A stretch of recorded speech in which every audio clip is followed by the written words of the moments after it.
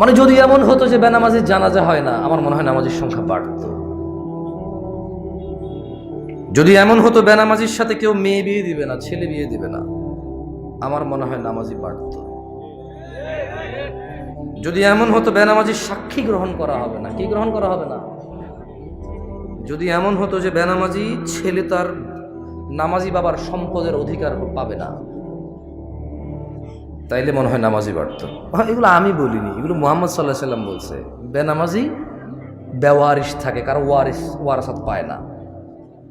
বেনামাজি কি পায় না? নামাজির ওয়ারাসাত পায় না, পৈতৃক সম্পত্তি পায় না। যে ছেলে নামাজ পড়ে না তার বাপের সে পৈতৃক সম্পত্তি পায় না, ইসলামে সে পায় না। সে মারা গেলে তার জানাজার নামাজ হয় না। বেনামাজি জামাই নামাজি বউ বিয়ে টিকে না হিসেবে।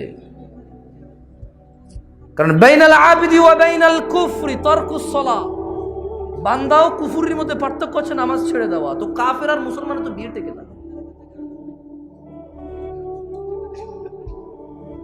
বাইনাল আবদি ওয়া বাইনাশ শিরকি ওয়াল কুফর তারকুস সালাহ, বান্দা শিরক আর কুফরের মধ্যে পার্থক্য আছে নামাজ ত্যাগ করা।